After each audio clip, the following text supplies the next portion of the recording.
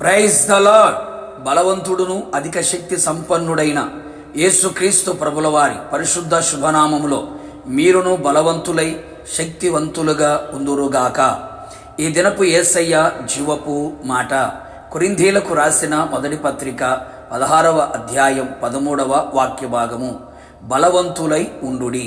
యేసయ్య పాద సన్నిధిలో నిలిచి ఏక మనసుతో ఎడతెగక ప్రార్థన చేసి ఆత్మచేత అభిషేకించబడి ఆత్మలో ఆనందించుచు, ఆత్మతో ఆరాధించుచు, ఆత్మచేత నడిపించబడుచు, ఆత్మవశములో ఉండుచు, ఆత్మలో వర్ధిల్లుచు, అన్ని విషయములో సౌఖ్యముగా ఈ ఆత్మీయ యాత్రలో కొనసాగుచూ ఉన్న నా దేవుని ప్రియులారా, ఆత్మీయులారా, ఆత్మ సంబంధులారా, ఈ ఆత్మ సంబంధమైన యాత్రలో మనమందరము బలవంతులమై ఉండవలెను అని లేఖనము చెప్పుచున్నది.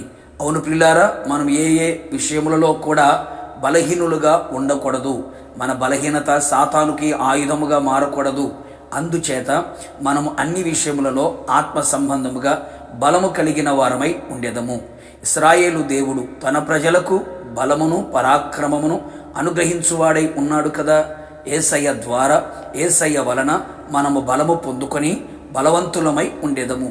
లోక సంబంధమైన, శరీర సంబంధమైన బలము కాదు. అనేక మంది ఈ లోక సంబంధమైన కుల బలము, మత బలము, డబ్బు బలము, అధికార బలము, పదవి బలము, బంధు బలము కలిగి ఉన్నారు. శరీర సంబంధమైన బలము కలిగి ఉన్నారు. ఈ బలము ఒక రోజున నశించిపోవును, లేకుండా పోవును, తుడిచిపెట్టబడును. మనము ఆత్మ సంబంధమైన బలము గలవారమై ఉందము, బలవంతులమై నిలిచి ఉందము. తుదకు ప్రభు యొక్క మహాశక్తిని బట్టి ఆయన యందు బలవంతులై ఉండుడి. అపవాది తంత్రములను ఎదిరించుటకు మనము శక్తివంతులముగా ఉండేదము. విశ్వాసములోను, ప్రార్థనలోను, ఆత్మలోను, వాక్యములోను, పరిచర్యలోను, పరిశుద్ధతలోను, ఆయనను సంతోషపరిచే విషయములోను, ఆయనకు అనుకూలముగా ప్రవర్తించే విషయములోను బలహీనులుగా ఉండకూడదు. యుద్ధమునకు బలమును ధరింపచేయువాడు ఆయనే. నరుని కాలము యుద్ధకాలము. అవును ప్రియులారా, ప్రతిదినము యుద్ధరంగములో ఉంటూ సమస్యలతోనూ, రోగములతోనూ, అపవాది క్రియలతోనూ, అవిశ్వాసులతోనూ, భక్తిహీనులతోనూ, లోకముతో పోరాడే బలము మనకు కావాలి. బలవంతులమై ఉండాలి. ఈ మంచి కార్యము చేయుటకు బలము తెచ్చుకొనిది. ఏ మంచి కార్యము? పడిపోయిన ప్రాకారములను, పాడైపోయిన గుమ్మములను మరలా కట్టుకొనుటకు పూనుకొనిరి. అవును ప్రియులారా, ఏ విషయములలో ఆత్మీయ జీవితంలో పడిపోయి ఉన్నారో, ఏ కార్యాలు అపవాది లోకములో పడగొట్టి ఉన్నదో, కోల్పోయినవి, పోగొట్టుకొనినవి, పడిపోయినవి మరలా తిరిగి సంపాదించుకోవడానికి, కట్టుకోవడానికి, ఆత్మ సంబంధమైన కార్యములను తిరిగి కట్టుకొని ప్రభు ఎదుట నిలబడుటకు బలము పొంది బలవంతులుగా నిలిచెదము.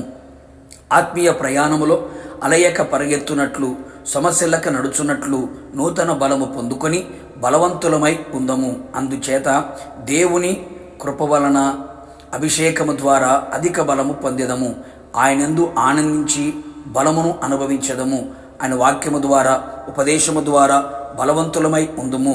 క్రీస్తు వలన ప్రతి విషయములో బలవంతులమై ఉందము. మహిమగల రాకడలో బలవంతుడైన యేసు ఎదుట బలవంతులమై నిలిచెదము. బలమైన పట్టణములో యుగయుగములు యేసుతో ఉండేదము. ప్రార్థన.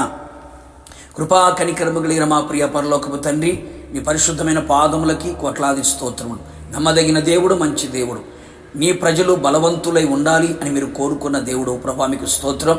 అవును తండ్రి, మీ కృప ద్వారా, అభిషేకము ద్వారా, వాక్యము ద్వారా, ఆత్మ ద్వారా, మీలో ఆనందించుట ద్వారా, ఎదురు చూచుట ద్వారా మేము బలము పొందిన వారిగా, యుద్ధరంగములో జయమును పొందేవారిగా, ప్రయాణములో అలసిపోకుండానట్లుగా, తిరిగి ప్రాకారములన్నీ కట్టుకొని ఆత్మీయ జీవితంలో స్థిరపడినట్లుగా కృప దయచేయమని, బలవంతులుగా మార్చి మీ రాకడలో మేమంతా మిమ్మల్ని ఎదుర్కొనే భాగ్యమును దయచేయమని, ఏ ఒక్కరు బలహీనులు కాకుండానట్లుగా మరొకసారి కృప దయచేసి బలవంతులుగా మార్చమని యేసు నామములో అడిగి పొందుకొని ఉన్నాము తండ్రి.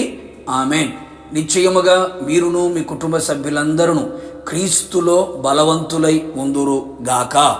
బలమైన పట్టణములో చేర్చబడుదురు గాక. God bless you.